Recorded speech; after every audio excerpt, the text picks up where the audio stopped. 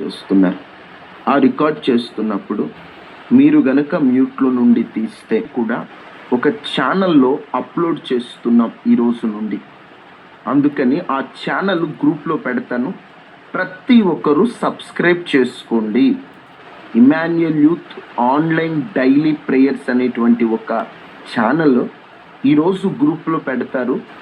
ఆ లింక్ని దయచేసి అందరూ సబ్స్క్రైబ్ చేయండి, లింక్ని షేర్ చేయండి.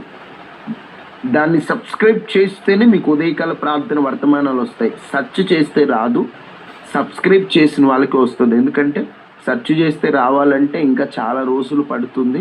మనం స్టార్టింగ్ కాబట్టి ఈ రోజు నుండి అందరూ కూడా సబ్స్క్రైబ్ చేయండి, లింక్ని షేర్ చేయండి. ఇక వాక్యం కొరకు మనం ప్రార్థన చేసుకుందాం. ఆ రికార్డ్ ఆన్ చేయండి. ఇక వాక్యం కోసం మనం ప్రార్థన చేసుకుందాం. సకల ఆశీర్వాదములకు కారణభూతుడు అయిన దేవ, సర్వాంతర్యామి అయినటువంటి ప్రభువ, ఆరోగ్య ప్రదాత, ఆశీర్వాదములకు కారకుడా, ఈ రోజున మీరు మాకిచ్చిన అవకాశాన్ని బట్టి వందనాలయ్యా. నీ మాటలు వినుటకు మాకిచ్చినటువంటి కృపను బట్టి స్తోత్రాలు. నీ దాసుని మరుగు చేసి మాతో మీరు సూటిగా స్పష్టంగా మాట్లాడి నీ వాక్యము ద్వారా మా ప్రాణములను వెలిగించి మీరే మమ్ములను సరిచేయమని, నీ మాట ద్వారా మా ప్రాణములను తృప్తిపరచమని యేసు శక్తి కలిగిన నామములో అడిగి వేడుకొని ఉన్నాము తండ్రి, ఆమేన్. దేవునికి స్తోత్రాలు.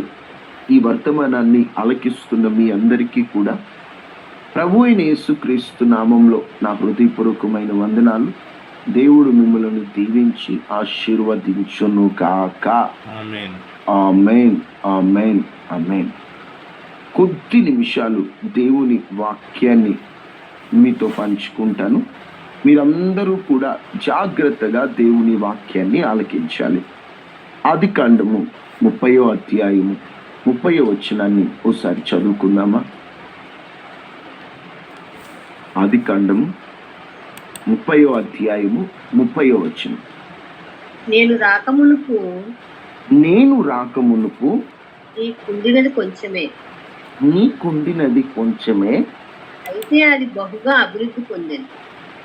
అయితే అది బహుగా అభివృద్ధి పొందెను. పాదము పెట్టిన చోటెల్లా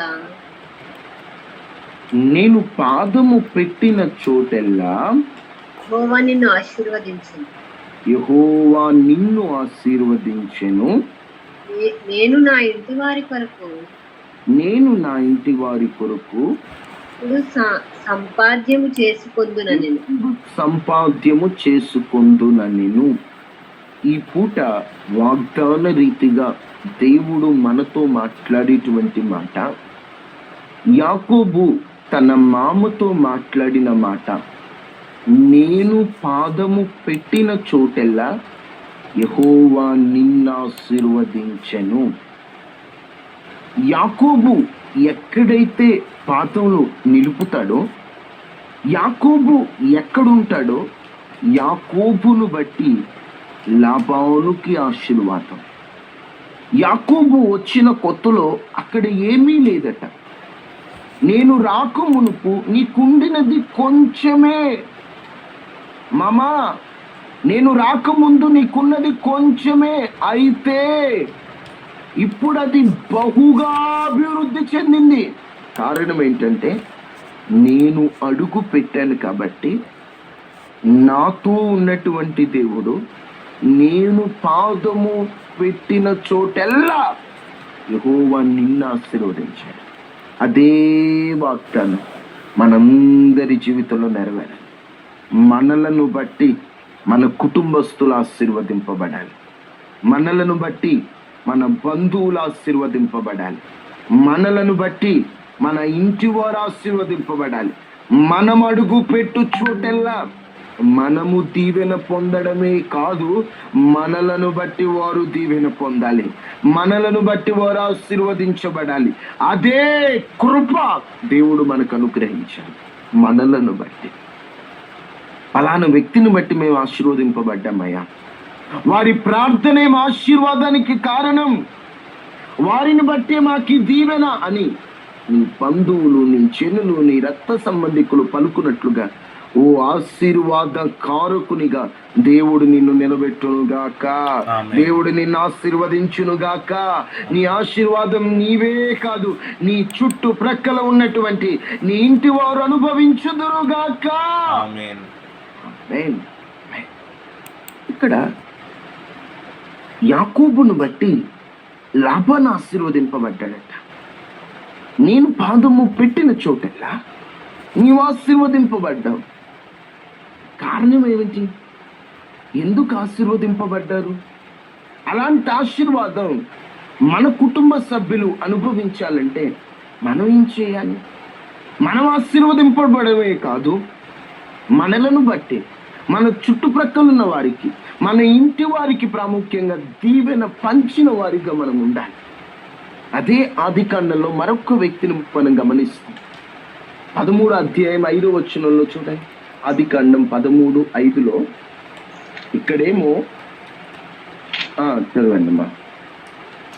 వారు కలిసి అబ్రహాముతో కూడా వెళ్ళిన లోతునుకును గొర్రెలు గుడ్లు గుడారములు ఉండెను గనుక. ఇక్కడ మనం గమనిస్తే అబ్రహామును బట్టి ఎవరికి ఆశీర్వాదం? లోతుకు ఆశీర్వాదం. వాస్తవంగా చెప్పాలంటే అబ్రహామును బట్టే లోతు కాపాడబడ్డాడు. ఒకసారి దేవదూతలు, అక్కడ దేవదూతలు త్రియేక దేవుడు ఎలాగ జరిగిందో మనకంత తెలియదు, కానీ దేవదూతల రూపంలో అక్కడ దేవుడు వచ్చినట్లుగా ప్రభు వారి మధ్యలో ఉన్నట్లు అర్థమవుతుంది. ఏంటయ్యా విషయాలంటే, నేను చేయబోయేది అబ్రహాముతో దాచుతానా? అబ్రహామా, సొదొమ గొమొర ప్రజల పాపం బహు విస్తరించింది, వారిని నాశనం చేద్దాం అనుకుంటున్నాను అన్నప్పుడు అబ్రహాము దేవునితో సాహసమే చేస్తాడు. ఆదికాండం ఆరంభములో మనుషులతో నేను వాదము పెట్టుకొనను అని దేవాతి దేవుడు స్పష్టమైన క్లారిటీ ఇస్తాడు. మనుషులతో వాదనంటూ నేను పెట్టుకోను, వాదన జరగదు అన్నాడు. ఇక్కడ అబ్రాము వాదన పెట్టుకుంటున్నాడు ప్రభుతో. అయ్యా, 50 మంది ఉంటే కాపాడతావా? ధూళిని, మిన్నలిని, పనికిరాని వాడను, నాకంటూ ఏమీ లేదు. ఒక 40 మంది ఉంటే కాపాడతావా? ఒక 30 మంది ఉంటే కాపాడతావా అని దేవునితో వాదన పెట్టుకుంటున్నాడు. ఎందుకో తెలుసా? అబ్రహాము సాహసాన్ని బట్టి లోతు కాపాడబడ్డాడు, లోతు తప్పింపబడ్డాడు. ఒక మాటలో చెప్పాలంటే లోతు దీవెన పొందాడు. ఈరోజు నీవు ప్రభువుని వేడుకునేటువంటి దాన్ని బట్టి, నీవు ప్రభు ఎదుట మొరపెట్టే దాన్ని బట్టి, నువ్వే కాదు నిన్ను బట్టి నీ ఇంటి వారు తప్పింపబడాలి, నిన్ను బట్టి నీ ఇంటి వారు రక్షింపబడాలి. నిన్ను బట్టే నీ ఇంటి మీదకి వస్తున్న ఉగ్రత ఆగిపోవాలి. మనందరికీ తెలుసు మోషే ఎంత గొప్ప సేవ చేశాడంటే, అద్భుతమైన నాయకుడు, లక్షల మందిని సాత్వికంతో నడిపించినటువంటి సాత్వికుడు, దీనుడు, దేవుని ఇల్లంతటిలోని నమ్మకమైన సాత్వికుడు మోషే. అలాంటి మోషే ఆరంభములో ఐగుప్తులో ఉన్నాడు కాబట్టి, మిద్యానులో కొన్నాళ్ళు ఉన్నాడు కాబట్టి ఇజ్రాయేలీయుల ఆచారాలను మర్చిపోయాడు. దేవుడు ఇజ్రాయేలు ప్రజలకు ఇచ్చిన నిబంధనను మర్చిపోయాడు. ఆయనకు కుమారుడు పుడితే ఆనాటి కాలంలో వారికి సున్నతి చేయించాలి. ఆ సున్నతి చేయించాలన్న విషయాన్ని మర్చిపోతాడు మోషే. దేవుని కోపం వచ్చింది. మోషే, నువ్వు ఐగుప్తులో ఉన్నా, నువ్వు మిద్యానులో ఉన్నా, నువ్వెవరివి? నువ్వు ఇజ్రాయేలీయుడు. నువ్వు ఇజ్రాయేలుడు అయినప్పుడు నిబంధన ఎలా మర్చిపోయావని దేవుడు చంప చూడగా అడ్డుపడిందండి. ఎవరు చెప్పాలి? భార్య అయిన సిప్పోరా అడ్డుపడి వెంటనే వాడి గల ఒక రాయి తీసుకొని కుమారునికి సున్నతి చేసి తన పెనిమిటి దగ్గరికి వెళ్ళి, నీవు నా రక్త సంబంధమైన పెనిమిటివి, నేను నిన్ను కాపాడుకుంటున్నానని ఆనాడు ఆ భార్య ఆ సాహసమే చేయకపోతే మోషే అనేవాడే ఉండేవాడు కాదే. కుటుంబంలో ఎలా ఉండాలంటే, ఏదో ఇంట్లో వాళ్ళంటే వాళ్ళకి తెచ్చి పెట్టడం, వాళ్ళకున్న అక్కరలు చూడడం, వాళ్ళ కష్టాల్లో ఉండాలంటే బాధపడమాకని ధైర్యం చెప్పడమే కాదు, వారి మీదకు వస్తున్న ఉగ్రతను ఆపి నీ దీవెనను వారికి పంచే వ్యక్తిగాను ఉండాలి. నీ ఆశీర్వాదాన్ని పంచే వ్యక్తిగాను ఉండాలి. ఆనాడు సిప్పోరా దేవుని శాపానికి అడ్డు రాకపోతే, తప్పించకపోతే మోషే అనేవాడు ఉండేవాడు. ఈరోజు నీ భర్త చేసేటువంటి కొన్ని తొందరపాటు పనులను బట్టి, నోటి ఆవేశాన్ని బట్టి, క్రియారూపకమైనటువంటి ఆవేశాన్ని బట్టి నీ భర్తకి దేవుని కోపము అనుభవించవలసి వస్తుందేమో, శాపం వస్తుందేమో. అలాంటప్పుడు నువ్వేం చేయాలి? శాపానికి అడ్డుగోడగా నిలబడాలి. నీ ప్రార్థన, నీ యొక్క ప్రభు సన్నిధిలో నువ్వు వేడుకునేటువంటి తీరు నీ కుటుంబం మీదకి వస్తున్న శాపానికి అడ్డుగోడగా ఉండి నిన్ను బట్టి దేవుడు వారిని తప్పించాలి. అసలు దేవుడు లోతును రక్షించడానికి కారణం ఎవరు?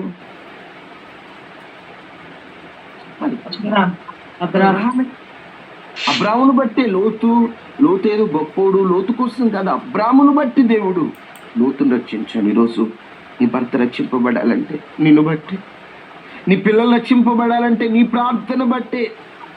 అసలు నిజం చెప్పాలంటే సొలొమోను చేసేటువంటి పనులు దేవునికి ఆయాసం తెప్పించాయట, కోపం తెప్పించాయి. కానీ ఎందుకు సొలొమోన్ని చంపలేదో తెలుసా? దావీదును బట్టి. దావీదుకు మాట ఇచ్చాడు, ఇదిగో నేను అతనికి తండ్రినే ఇందును, నా కృప సొలొమోనుకి నేను దూరం చేయనని మాట ఇచ్చాడు. కాబట్టి దావీదు ఎప్పుడో చంపేసేవాడినిరా సొలొమోను కాలంలోనే రాజ్యం ముక్కలవ్వాలి. కానీ సొలొమోనుని కాపాడిన ఎందుకో తెలుసా? దావీదును బట్టి. ఈరోజు నిన్ను బట్టి నీ పిల్లల్ని దేవుడు కాపాడును గాక, నిన్ను బట్టి నీ భర్తను దేవుడు రక్షించును గాక, నిన్ను బట్టి నీ తల్లిదండ్రులను దేవుడు కాపాడును గాక, నిన్ను బట్టి నీ రక్త సంబంధికులను దేవుడు ఆ శాపపు కాడి నుండి వారికి విడుదల కలుగ చేయును గాక, నిన్ను బట్టి దేవుడు వారిని ఆకర్షించును గాక, నిన్ను బట్టి దేవుడు వారిని కాపాడును గాక, నిన్ను బట్టి దేవుడు వారిని తప్పించును గాక. నిన్ను బట్టి వారు దీవెన పొందుదురుగాక. మనము శాపాన్ని పంచిచ్చేవారం కాదండి, దీవెన పంచిచ్చేవారు. ఆకానును బట్టి ఇజ్రాయేలీయులకి శాపం, ఒక్కడు చేసిన పొరపాటు. మనం ఆకాను లాంటి వారం కాదు. మనలను బట్టి మన తరానికి, మన ఇరుగు పొరుగు వారికి శాపం కాదు కావాల్సింది, ఆశీర్వాదాన్ని పంచి ఇచ్చేవారిగా దేవుడు మనల్ని దీవించును గాక. ఆశీర్వాదాన్ని పంచిచ్చేవారిగా దేవుడు మన ఎడల కృపను విస్తరింపచేయునుగాక. మీరు ఇక్కడ గమనిస్తే యోనా ఉన్నాడు. యోనా ఎలాంటి పరిస్థితిలో ఉన్నాడంటే, యోనా చేసిన ఒక పాపం ఓడలో ఉన్న వాళ్ళందరికీ శాపం అండి. వాళ్ళకేం తెలుసు? యోనా నినివే పొమ్మంటే తడిచిపోతున్నాడు. ఓడలో ఉన్న వాళ్ళందరూ కూడా అలాడిపోతున్నారు, భయం వేస్తుంది, అందరూ వేడుకుంటున్నారు. అయ్యగారు ఏమో దర్జాగా నిద్రపోతున్నాడు. ఈరోజు యోనా లాంటి వాళ్ళు వెలిగిపోతున్నారు. మా కుటుంబ పరిస్థితులు బాగాలేదమ్మా, ఏమవుతుందో అర్థం కావట్లేదమ్మా, రాకడ సమీపంగా ఉంది, పరిస్థితులు చేజారిపోతున్నాయి, పిల్లలు పాడైపోతున్నారు. మీరు నమ్మరు చెబితే కొన్ని విషయాలు, పిల్లలు ఎలా పాడైపోతున్నారో నా చెవులారా విన్నయి, కనులారా చూస్తున్నాయి. చెబితే నిజమా అట్టుంటారా అంటారు, కానీ కొన్ని వింటుంటే కన్నులు వెంట నీరు వస్తుంది. ఫస్ట్ క్లాస్ పిల్లోడు నాకు ఈ అమ్మాయి కావాలా? నిజమండి, నిన్న ఫస్ట్ క్లాస్ 6-7 సంవత్సరాలు ఉంటాయేమో, బహుశా 7 సంవత్సరాలు. నాకు ఈ అమ్మాయి కావాలి, నేను ఈ అమ్మాయి నా లవరో అని చెప్పి వాడు ఆ అమ్మాయి కోసం అట ఇంకొకరిని, వాడెంత చిన్నోడు, 7 సంవత్సరాల పిల్లోడు, వాడికి ఏం తెలుసు? పాపం విస్తరిస్తుంది, సినిమాల్లో చూడటం, వాళ్ళు చూడటం. వాడు ఆ అమ్మాయితోనట వేరే వాడు మాట్లాడుతున్నాడని వీడు వాడిని రాయి తీసుకొని కొట్టి గందరగోళం చేసి గొడవ చేసి వాడిని కొట్టి చంపేస్తానంటున్నాడు. వాడికి ఏం తెలుసు 7 ఏళ్ళకి? ఎవరైనా చెబితే 7 ఏళ్ళ పిల్లోడు ఇలా ఉంటాడా అండి అంటారు, కానీ కళ్ళారా చూస్తుంటే ఆశ్చర్యపోతున్నావు. నిజమా? ఏం తెలుసురా? అరే నీకు లవ్ అంటే నాకు తెలియదు. లవ్ అంటే తెలియనప్పుడు నీకెందుకురా? నాకు కావాలి. చిన్న పెద్ద భయం కూడా లేదు. ఇంత పాపం విస్తరిస్తుంటే గురకబెట్టి నిద్రపోతున్నావే ప్రార్థనలు చేయకుండా. రోషం లేదా? పౌరుషం లేదా? నీ ఇంటి వారు నశించిపోతున్నారు. నీ పిల్లలు ఎలా ఉంటున్నారో నీకు తెలీదు. నీ పిల్లలు చెడ్డవారని నేను అనట్లేదు, కానీ పాపం ఎప్పుడు ఎవరిని ఎలా పట్టుకుంటుందో తెలియదమ్మా. ఏంటిని ఎలా పాపము పట్టుకొని ఆ వ్యక్తిని పాపం ఎంత భ్రమలో తీసుకెళ్తుందో తెలీదు. పాపంలోకి వెళ్ళిపోతే ఎవరి పిల్లలు పాడైపోతారు. మంచి అమ్మాయి మా అమ్మాయి, మంచోడు మా అబ్బాయి, మంచోడు అనుకుంటే ఆ సమయానికి అంటాడు నేను పిల్లలు ప్రేమించానంటే. అరే నువ్వు ప్రేమేయడం ఏంట్రా? నువ్వు మంచోడు కదా. నా పిల్ల లేకపోతే నేను బతకలేను అంటే. అరే నీకెందుకు? నాకు ఆ పిల్ల కావాలి. అరే నీకేంట్రా? నాకు ఆ పిల్లగాడు కావాలి. అమ్మ వాడు ఎవడమ్మా? వాడు ముక్కు మొహం మనకు తెలీదు. వాడు అన్యుడమ్మా, మనకు సంబంధించినడు కాదు. మనకు వల్ల కాదమ్మా, మనకు ఇలాంటివి మనం చేయకూడదంటే. వాళ్ళు లేకపోతే నేను వస్తానంట. వాళ్ళలాగా నన్ను ప్రేమించే వాళ్ళు ఎవరు ఉండరంటాను. 18 సంవత్సరాలు 20 సంవత్సరాలు ప్రేమించి పెద్ద చేసి ఒక స్థాయిలోకి తీసుకొచ్చిన తల్లి ప్రేమ అర్థం కాదు ఏమకి, తండ్రి ప్రేమ అర్థం కాదు ఏమకి. దాన్ని పోయే దానయ్యగాడు ఒక 2 నెలలు కాస్త చాక్లెట్ ఇచ్చి 4 ప్రేమ మాటలు చెప్పి 4 సినిమా వీడియోలు పెడితే ఆ ప్రేమలో పడిపోద్ది. వాడి ప్రేమ అర్థమైంది. ఈరోజు పిల్లలు ఎంత చెడిపోతున్నారంటే నిజం చెప్తున్నానండి. వారానికి 2-3 కేసులైనా ఇలాంటివి నా దగ్గరకు వస్తుంటాయి. మా అమ్మాయి ఒక అబ్బాయిని ప్రేమించింది. ఎందుకు ప్రేమించావు తెలియదు. నాకు అబ్బాయి నచ్చాడన్న ఎవరు చేయని చెప్పేది అది. నాకు అబ్బాయి అంటే ఇష్టం. ఎందుకు ఇష్టం? ఏం చూసావు? నేను అబ్బాయి లేకపోతే బతకలేను. చేసుకుంటుంది పెళ్ళి. తిప్పి కొడితే 6 నెలలు కూడా సంతోషంగా ఉన్నట్టు. ఒక మెచ్యూర్డ్ ఏజ్ ఉందా? 17 ఏళ్ళకి ప్రేమ, 18 ఏళ్ళకి ప్రేమ. పిల్లలు ఇంత చెడిపోతుంటే యోనాలాగా నిద్రపోతావు ఎందుకు? ప్రార్థన చేస్తున్నావా యవనస్తుల కోసం? ప్రార్థన చేస్తున్నావా? ఆ శాపం ఎంత శాపం తెలుసా? పిల్లలకు తెలియట్లేదు. వివాహం కాకముందే ఆ పాపంలోకి వెళ్ళిపోతున్నారు. ఆ పాపిష్టి వేషాలతో తిరగడం సరదా అనుకున్నారు. శాపం తెలుసా? అది జాగ్రత్తం ఎంత శాపం తెలియట్లా. ఓ ప్రేమ ప్రేమ ప్రేమ ప్రేమ ప్రేమ అంటూ చట్టపట్ట వేసుకొని తిరిగేస్తున్నారు ఈరోజు. ఒకటి ఎందుకు ఈ మాటలన్నీ చెప్తున్నా? యవన పిల్లలు ఎంత పాడైపోతున్నారో తెలిసి కాస్త రోషంగా ప్రార్థన చేస్తారని చెప్తున్నారు. కట్టుకథలు కాదు, పిట్టుకథలు కాదు, మంచిగానే కనిపిస్తున్నారు పిల్లలు. ఆ సమయానికి ఒక్కొక్కరికి ఒక్కొక్క ప్రేమ వేర గాథ ఉంటుంది.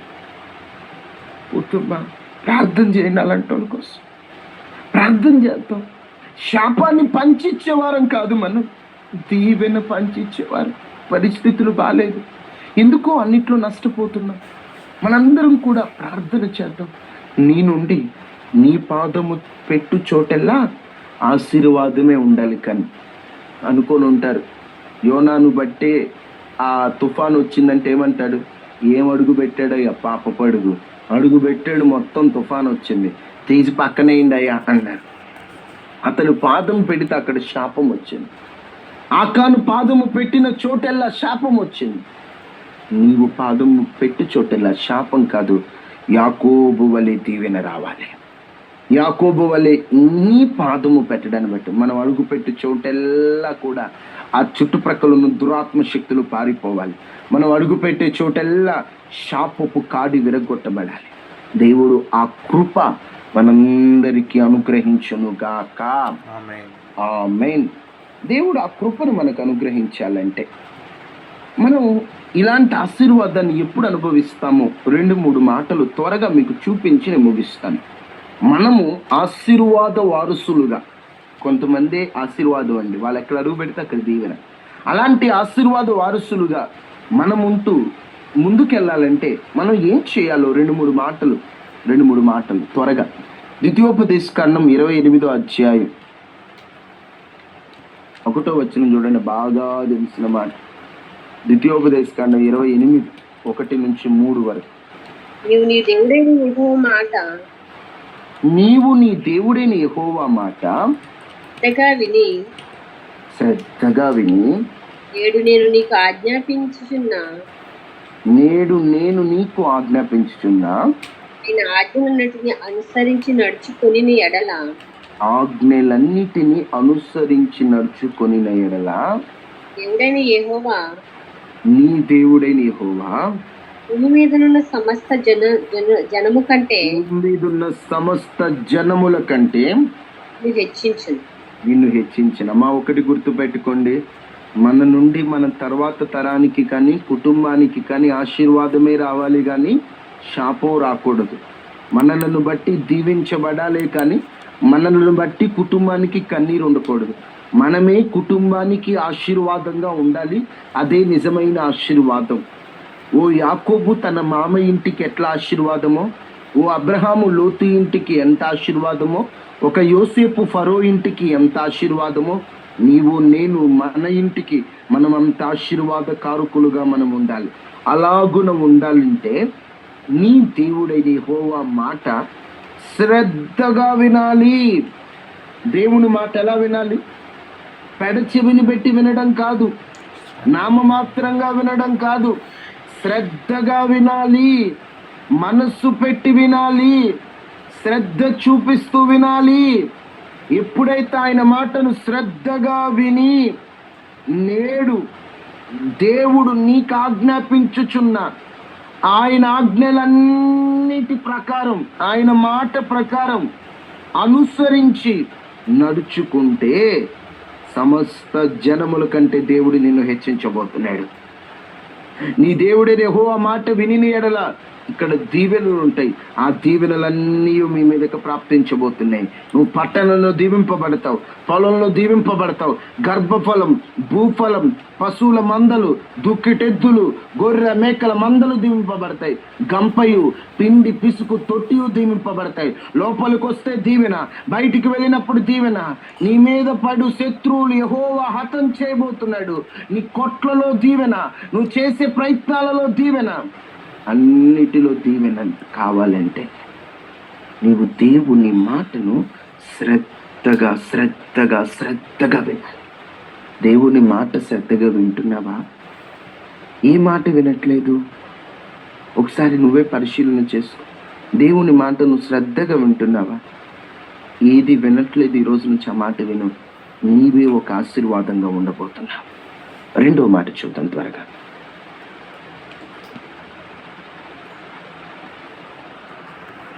నా ఇంటికి నేను ఒక ఆశీర్వాదం ఉండాలని, నా ఇంటికి నేను ఒక దీవెనగా ఉండాలని ప్రార్థన చేసుకున్నాము. యాకోబు పాదము పెట్టిన చోటెల్ల లాభాన్ని ఆశీర్వదింపబడ్డాడు. అబ్రహామును బట్టి లోతు దీవించబడ్డాడు. యోసేపును బట్టి ఫరో ఇల్లు దీవించబడింది. పోతీఫర్ ఇల్లంతా దీవింపబడింది. నిన్ను బట్టి నీ కుటుంబానికి ఒక దీవెన వచ్చినట్లు అందరూ ప్రార్థన చేసుకుందాం.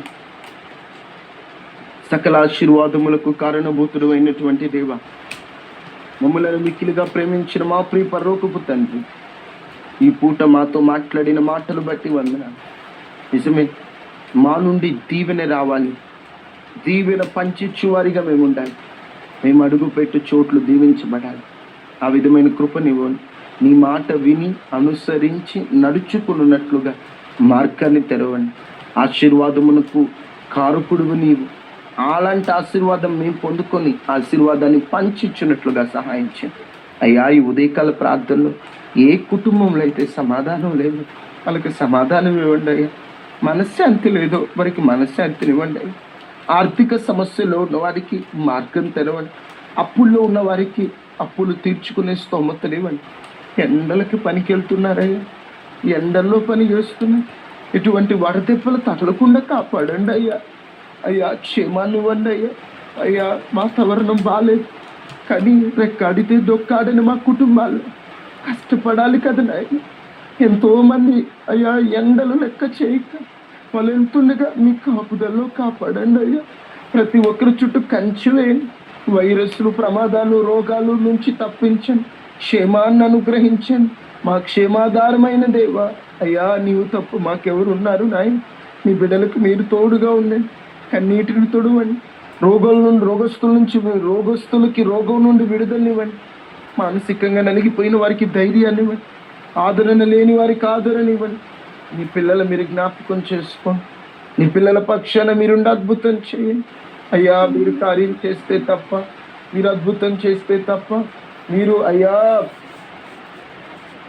మీరు కార్యం చేయమని నీ బిడ్డల జీవితంలో అద్భుతం చేసి సాక్షిగా నీ పరిచర్యలు అందరిని వాడుకోమని అయ్యా. ఈ ఉదయకాల ప్రార్థన పాల్గొన్న వారందరినీ దీవించమని యేసు నామంలో అడిగి వేడుకొని ఉన్నాము తండ్రి, ఆమేన్. ఆమేన్. తండ్రి అయిన దేవుని ప్రేమ, కుమారుడైన యేసుక్రీస్తు వారి కృప, పరిశుద్ధాత్మ అన్యోన్య సహవాసం మనకి మన కుటుంబాలకు ఎల్లప్పుడూ ప్రభు కృప తోడైండును గాక. ఆమేన్. ఆమేన్. అందరికీ వందనాలు.